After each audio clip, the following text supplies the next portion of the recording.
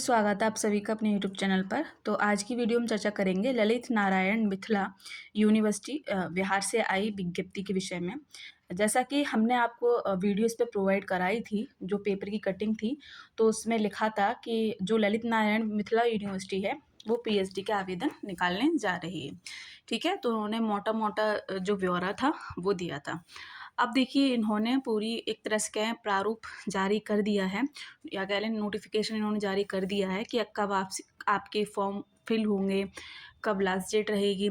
ठीक है, तो ये सारी चीज़ें साथ में ही किस सब्जेक्ट में कितनी सीटें हैं पीएचडी के लिए, तो उसका डेटा इन्होंने यहाँ पर दिया है। तो जैसा कि इन्होंने यहाँ लिखा है कि जो आपके पीएचडी के ऑनलाइन आवेदन हैं वो कब से स्टार्ट हो रहे हैं, 29 जनवरी 2025 से। ठीक है, तो यानी कि आज है 30 जनवरी, तो कल से ही आपके ऑनलाइन आवेदन स्टार्ट हो चुके हैं। ठीक, और कहाँ पर आपको ऑनलाइन आवेदन करना है? देखिए, ऑनलाइन आवेदन हमेशा आपको ऑफिशियल वेबसाइट पर ही करना है। ऐसी कई वेबसाइट होती हैं जो फेक होती हैं। ठीक है, वो आपका डेटा ले लेती हैं और फिर उसको गलत तरीके से यूज़ करती हैं। तो सीधे सीधे क्या है, आप जो ऑफिशियल वेबसाइट है वहाँ पर जाएंगे तो इन्होंने ऑफिशियल जो वेबसाइट है वो इन्होंने लिखी हुई है www.inmu.ac.in। ठीक है, तो यहाँ पर जाकर क्या है, आप अपना फॉर्म फिल करेंगे। अब आपकी एलिजिबिलिटी क्या होनी चाहिए, यानी कि कौन से स्टूडेंट हैं जो पीएचडी के लिए आवेदन कर सकते हैं। तो वही, जैसा कि हर यूनिवर्सिटी में ये नियम लागू होता है कि उनके मास्टर कंप्लीट होनी चाहिए, और मास्टर में भी कितने प्रतिशत अंक होने चाहिए। तो उनके देखिए, जनरल कैटेगरी के स्टूडेंट के लिए 55% अंकों का होना आवश्यक है, और जो ओबीसी एससी एसटी कैटेगरी के अंतर्गत आते हैं स्टूडेंट, उनके लिए 50%। यहाँ पर आपको 5% का आरक्षण देखने को मिलेगा। ठीक है, अब यहाँ पर अगर हम देखें कि एग्जेम्प्टेड कैटेगरी में कौन से स्टूडेंट को यहाँ पर रखा गया है, तो देखिए इन्होंने सीधी सीधी लिखा है candidate who have passed net JRF BET pad 2020 21-22 of LNMU। यहाँ पर देखिए एक चीज़ आप ध्यान रखेंगे कि जिन स्टूडेंट ने पैड 2020 क्लियर कर लिया था या 2021 या 22 क्लियर कर लिया था, लेकिन किसी कारणवश उनका एडमिशन नहीं हुआ, तो वो यहाँ पर इंटरव्यू दे सकते हैं। ठीक है, ये हम नहीं कह रहे हैं, यहाँ पर ये नोटिस इन्होंने खुद लिखा हुआ है इसमें।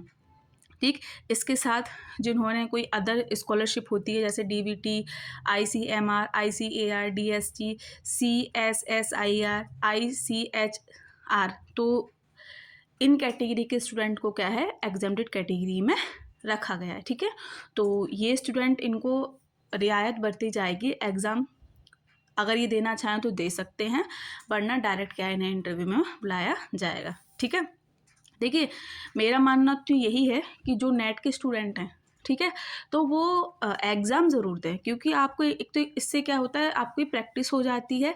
दूसरा, अगर आप एग्जेम्प्टेड कैटेगरी में आपका नहीं हो पा रहा है तो आप पेट के थ्रू एडमिशन ले सकते हैं, है ना, यानी कि एंट्रेंस के थ्रू आपका एडमिशन हो जाएगा। ठीक है, तो आप इस चीज़ को ध्यान में रखेंगे। तो इन्होंने जो नोट में लिखा है कि जो आप एग्जेम्प्टेड कैटेगरी के स्टूडेंट हैं, अब देखिए एक प्रश्न ये भी उठते हैं कि जैसे कि एंट्रेंस टेस्ट के लिए एप्लीकेशन फॉर्म आवेदन करें, क्या इंटरव्यू के लिए अलग फॉर्म का आपको ऑनलाइन आवेदन करना होगा? तो नहीं, ये एप्लीकेशन फॉर्म सभी को भरना है, चाहे पैट का एग्ज़ाम दें या ना दें। ठीक है, आपको ये फॉर्म फिल करना है, आपकी फ़ीस कटेगी, तभी क्या आपको इंटरव्यू में बुलाया जाएगा। ठीक है, तो मैंने जैसे बोला कि नेट जिन्होंने किया हुआ है, ठीक है, तो वो एग्ज़ाम ज़रूर दें। हालांकि उन्हें एग्जेम्प्टेड कैटेगरी में रखा गया है, मर्जी है तो दें, नहीं है तो ना दें। ठीक है, एक आपको सजेशन दे रहे हैं, जिससे क्या है, आपके थोड़ा डाउट रहता है ना, एग्जेम्प्टेड कैटेगरी में अगर आपका सिलेक्शन नहीं हुआ तो क्या है, आप पैट के थ्रू सिलेक्शन ले सकते हैं अगर आपके अच्छे नंबर बन गए तो, है ना। तो सीधे सीधे उन्होंने लिखा है कि candidates of exempted category will have appear directly before the interview board. ठीक है, सीधी सीधी बात है कि इन्हें कोई एग्ज़ाम देने की आवश्यकता नहीं है, इन्हें इंटरव्यू के लिए बुलाया जाएगा, कि इन्हें एग्जेम्प्टेड कैटेगरी स्टूडेंट को। ठीक, अब देख लेते हैं शेड्यूल कि कैसे कैसे क्या है, कि आपके ऑनलाइन आवेदन कब से स्टार्ट हुए थे। तो 29 जनवरी 2025 से आपके ऑनलाइन आवेदन आमंत्रित किए गए हैं। कब तक के लिए हैं? 11 फरवरी 2025 तक, ठीक है। अब देखिए यहाँ पर आप देख रहे होंगे date of online application with late fine, यानी कि जो स्टूडेंट 11 तारीख के बाद यानी कि 12 फरवरी 2025 को एप्लीकेशन फॉर्म फिल करते हैं तो उन्हें जो लेट फीस है वो भरनी होगी। कितनी? 500 रुपये, ठीक है। तो ध्यान देंगे जो भी स्टूडेंट ललित नारायण मिथिला यूनिवर्सिटी से पीएचडी करना चाहते हैं ये, या फिर ये आपके क्षेत्र की यूनिवर्सिटी है और आपके लिए पास पड़ती है, तो अभी से आवेदन करें, क्योंकि आपकी देखिए वैसे ही आप एप्लीकेशन फॉर्म की फ़ी भी देख रहे होंगे बहुत महंगी इन्होंने रखी है। तो कोशिश आप यही करिए कि 11 फरवरी तक आप सभी लोग अपने एप्लीकेशन फॉर्म भर दें, ठीक है। बाकी जो स्टूडेंट नहीं भर पाते हैं तो फिर उन्हें 500 रुपये एक्स्ट्रा देने पड़ेंगे, और ये कब तक भरे जाएंगे? लेट जो एप्लीकेशन फॉर्म होंगे 12 से 15 तक, ठीक है। अब देखिए इन्होंने last date for editing in application form, यानी कि आपका जो एप्लीकेशन फॉर्म है तो उसमें किसी कोई गलती हो जाती है तो जो करेक्शन है आपका 16 फरवरी 2025 से 18 फरवरी 2025 तक आप कर सकते हैं। कोशिश आपको यही करनी है कि एप्लीकेशन फॉर्म फिल करते समय कोई गलती ना करें, क्योंकि यहाँ पर भी आपसे फ़ाइन लिया जाएगा, ठीक है। करेक्शन के लिए भी रुपए लिए जाएंगे, तो आपको ये गलती नहीं करनी है। जो स्टूडेंट फ़ोन से फॉर्म फिल करते हैं और उनसे नहीं हो रहा है तो ना करें, ठीक है। साइबर कैफ़े पे जाइए तो वहाँ पर जाके अपने फॉर्म को फिल करा लीजिए ताकि आपसे कोई गलती ना हो। ध्यान देंगे इस बात का कि लेट एप्लीकेशन फॉर्म नहीं भरना है, 11 फरवरी तक फॉर्म फिल कर देना है। कल से ये स्टार्ट हो चुके हैं, ठीक है। तो आप सभी लोग ध्यान में रखेंगे। और हमारा वीडियो बनाने का पर्पज़ यही रहता है कि जो स्टूडेंट पीएचडी करना चाहते हैं, ठीक है, तो उन्हें इन्फॉर्मेशन टाइम टू टाइम मिलती रहे। ऐसी कई यूनिवर्सिटी हैं, जब भी कोई फॉर्म निकलते हैं पीएचडी के लिए या प्री पीएचडी के लिए तो आपको इन्फॉर्मेशन चैनल के माध्यम से दे दी जाती है, ठीक है।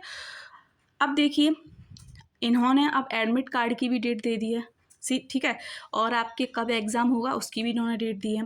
तो देखिए इनका कहना ये है कि जो आपका एडमिट कार्ड है वो 24 फरवरी 2025 को ये दे देंगे, ठीक है। और जो आपका एग्ज़ाम होगा वो सैटरडे को इन्होंने रखा है, कब? 1 मार्च 2025, ठीक। टाइमिंग भी इन्होंने रखी है 11 बजे से 1:45। और देखिए रिज़ल्ट की भी इन्होंने डेट दे दी कि 12 तारीख को आपका रिज़ल्ट निकलेगा, 12 मार्च 2025 में आपका रिज़ल्ट निकलेगा, ठीक है। तो आपको ये सारी चीज़ें ध्यान रखनी है। अब देखिए हाउ टू अप्लाई, यानी कि कैसे आपको अप्लाई करना है, तो वही बात आपको ऑफिशियल वेबसाइट पर जाना है। वेबसाइट यहाँ पर लिखी हुई है www.inmu.ped.in पर, ये लिंक एक्टिवेट हो चुकी है, ठीक है। और सबसे पहले आपको जाना है जो ऑफिशियल वेबसाइट है उस पर आपको क्लिक करना है। ऐसे करके क्या है आप यहाँ पर पहुँच जाएंगे, ठीक है। बाकी का आपको कैसे ये सारी चीज़ें करनी है आपको लास्ट में हम बता देंगे, ठीक है। तो आपको ये चीज़ें ध्यान रखनी है। तो आपके एप्लीकेशन फॉर्म स्टार्ट हो गए हैं, आवेदन करना है आपको, ठीक। अब देखिए जैसा मैंने बोला कि एंट्रेंस या फिर कह लें जो एप्लीकेशन फॉर्म है उसकी फ़ीस इन्होंने कितनी रखी है, तो मैंने कहा था बहुत महंगी रखी है इन्होंने। तो जनरल ओबीसी ईबीसी की देखिए फ़ीस इन्होंने 3000 रुपये रखी है। एससी एसटी और पीएच कैटेगरी के स्टूडेंट वुमेन ईडब्ल्यूएस के लिए कितनी है? 2000, ठीक है।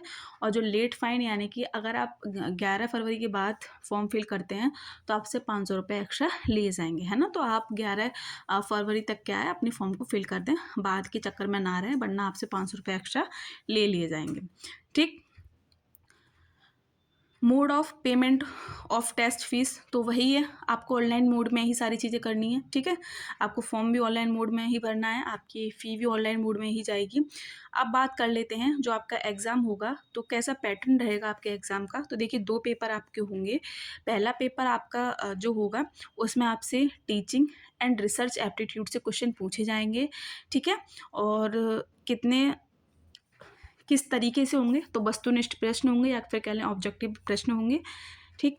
तो 50 नंबर का आपका फर्स्ट पेपर रहेगा और 50 नंबर का क्या है आपका, या फिर कह लें 50 क्वेश्चन इसमें सेकंड जो पेपर है आपका सब्जेक्ट का उससे पूछे जाएंगे, ठीक। तो आपको ध्यान यहाँ पर एक चीज़ रखनी है, अगर जो स्टूडेंट मास्टर कर आ रहे हैं या फिर उनका नेट की तैयारी कर रहे हैं, नेट क्लियर नहीं हुआ है, तो वो क्या है यहाँ पर टीचिंग और रिसर्च, खासकर रिसर्च पर ज़्यादा ध्यान दें। टीचिंग से भी क्वेश्चन पूछे जाते हैं।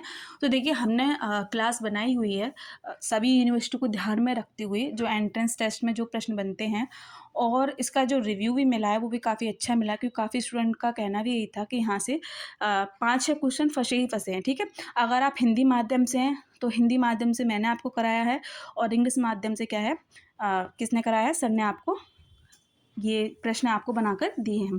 तो आप वहाँ से भी देख सकते हैं क्या पैटर्न रहता है सेंट्रल यूनिवर्सिटी का, स्टेट यूनिवर्सिटी का। तो इससे क्या है, आपको एक जो तैयारी होती है ना, या फिर कह लें जो तरीका होता है, वो पता चल जाता है कि इस तरीके से प्रश्न आएंगे। ठीक है, तो आप देख सकते हैं सब्जेक्ट। तो सब्जेक्ट जैसे कि अगर आप हिंदी से हैं तो हिंदी के लिए मैंने आपको एक क्लास बनाई थी जिसमें पीएचडी एंट्रेंस से संबंध में कैसे प्रश्न बनते हैं, तो उसको देख सकते हैं आप। ठीक है, बाकी जो आपने मास्टर में पढ़ा हुआ होता है, यूजीसी नेट का जो सिलेबस होता है, तो वही आपसे पूछा जाता है। ठीक है, तो आपको ये चीज़ें ध्यान रखनी है।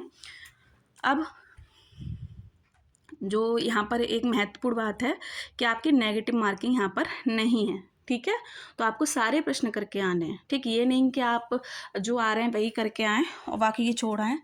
तो ये तो वहाँ पर होता है जहाँ नेगेटिव मार्किंग लागू होती है, तो यहाँ पर कोई नेगेटिव मार्किंग आपको देखने को नहीं मिल रही है। ठीक, अब बात करें कि आपका जो पेपर है, फर्स्ट पेपर की टाइमिंग क्या है। तो आपका जो फर्स्ट पेपर है वो सुबह 11 बजे से स्टार्ट होगा और दोपहर 12:15 पे क्या है ख़त्म होगा। ठीक है, और आपका सेकंड पेपर 12:30 से स्टार्ट कर रहे हैं और 1:45 पर क्या है आपसे पेपर ले लिया जाएगा। ठीक, तो ये तो हो गया आपका पेपर का प्रारूप क्या रहेगा, क्या समय रहेगा, यहाँ पर क्या है आपको चीज़ें ध्यान रखनी है। ठीक है, और बात करें कि आपका एडमिशन टेस्ट जो सेंटर है, तो वो देखिए यूनिवर्सिटी, जैसा कि ये यूनिवर्सिटी कहाँ है, दरभंगा में है, तो वहीं पर क्या है आपके सेंटर देखने को मिल सकते हैं। अब जो महत्वपूर्ण है कि कितनी वैकेंसी निकली हैं, या फिर कह लें किस सब्जेक्ट में कितनी सीटें हैं पीएचडी को लेकर, तो वो भी महत्वपूर्ण है, देख लेते हैं। तो सबसे पहले है कॉमर्स। कॉमर्स में देखिए 13 सीटें हैं, मैनेजमेंट में 4 हैं, एजुकेशन में 40 सीटें हैं, म्यूज़िक में 19, इंग्लिश में 70, हिंदी में 50, मैथिली में 25, फिलोसफी में 37, संस्कृत में 18, उर्दू में 24, बॉटनी में 16 सीटें हैं, केमिस्ट्री में 61 सीटें हैं, मैथमेटिक्स में 22 सीटें हैं, फिजिक्स में 15 हैं, जूलॉजी में 38 हैं, और यहाँ पर AIH में यहाँ पर कोई सीट दी नहीं गई है। इकोनॉमिक्स में 28 हैं, जोग्राफ़ी में 18 हैं, हिस्ट्री में 14 हैं, होम साइंस में 9 सीट हैं, पॉलिटिकल साइंस में 28, साइकोलॉजी में 46 और सोशोलॉजी में 15। तो कुल मिलाकर 610 सीटों पर क्या है पीएचडी की वैकेंसी देखने को मिल रही है। एक और चीज़ आप ध्यान रखेंगे कि इन्होंने सीधे से एक चीज़ बता दी है कि देखिए आपकी सीटें क्या है यूनिवर्सिटी घटा भी सकती है और बढ़ा भी सकती है। ठीक है, ये अधिकार यूनिवर्सिटी के पास होता है कि वो किसी भी सब्जेक्ट में, जैसे कि अभी आप देख लेंगे एक सब्जेक्ट में कोई सीट नहीं है, लेकिन अगर किसी प्रोफेसर के पास सीट खाली होती है तो उसका ब्यौरा वो यूनिवर्सिटी को देंगे और यूनिवर्सिटी वहाँ पर सीटें आपको बढ़ा देगी। तो ये चीज़ आप ध्यान में रखेंगे। ठीक है, तो जैसा कि इन्होंने लिखा है दीज आर टेंटेटिव वैकेंसी, तो यहाँ पर घटाने बढ़ाने का जो क्रम है, जो अधिकार है, वो यूनिवर्सिटी के पास रहेगा। फिर आप ये नहीं कहेंगे कि हमने तो इतनी सीटें बताई थी, अब यूनिवर्सिटी ने ऐसी सीटें कम क्यों कर दी, बढ़ा क्यों दी। तो इसका अधिकार यूनिवर्सिटी के पास सीमित रहता है। ठीक है, इनके अधिकार क्षेत्र में चीज़ें आती हैं, तो आपको ये चीज़ें पता होनी चाहिए।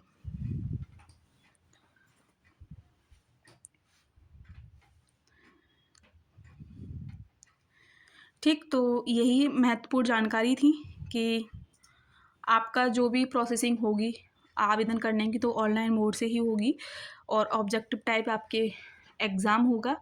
50-50 प्रश्न आपसे पूछे जाएंगे, एक एक नंबर का आपका प्रश्न होगा, नेगेटिव मार्किंग नहीं है। ठीक है, तो आपको ये सारी चीज़ें ध्यान में रखनी है। समय रहते क्या है आपको फॉर्म फिल कर देना है। ठीक है, वरना अगर आप 12 तारीख को करोगे तो आपके 500 रुपये एक्स्ट्रा ले लिए जाएंगे, वैसे भी फ़ीस बहुत महंगी है, तो समय रहते ही आपको ये सारी चीज़ें कर लेनी है। ठीक है, और देखिए एक और चीज़ है कि अदर स्टेट का कोई भी स्टूडेंट अगर वहाँ पर फॉर्म फिल कराता है तो उन्हें ये जनरल कैटेगरी के अंतर्गत ही रखेंगे, इस चीज़ को आप ध्यान रखेंगे। ठीक है, तो आरक्षण सिर्फ उन्हीं लोगों को देखने को मिलेगा जो उस क्षेत्र से हैं या उस स्टेट के हैं। ठीक, तो आज की वीडियो में इतना ही, आपको इसी संबंध में जानकारी देनी थी कि ललित नारायण मिथिला यूनिवर्सिटी से कितनी सीटें निकली हैं। ठीक है, और कैसे क्या गतिविधि रहेगी, कैसे फॉर्म फिल किए जाएंगे आदि। ठीक, तो यहाँ पर वेबसाइट दी हुई है। आप जब वेबसाइट पर जाओगे, पोर्टल खुलकर आएगा और वहाँ पर ही जैसे ही आप ऑनलाइन करके ऐसा कुछ है पैट, तो वहाँ पर जब आप क्लिक करोगे तो सारा जो ब्यौरा है वो खुलकर आ जाएगा और रजिस्ट्रेशन करने का भी वहाँ पर लिखा होगा। ठीक है, वहीं पर आपको क्लिक करना है। अगर नहीं आए तो आप साइबर कैफ़े पर चले जाएं। ठीक है, खुद से कुछ चीज़ ना करें जब समझ में नहीं आ रही है। ठीक है, ये चीज़ आपको ध्यान में रखनी है। ठीक, तो बने रहे अपने चैनल के साथ। मिलते हैं आपको ऐसी कोई और नोटिफिकेशन किसी विश्वविद्यालय से पीएचडी के संबंध में जो निकलती है तो बताएंगे। तो मिलते हैं आपको अगली वीडियो में। बहुत बहुत धन्यवाद।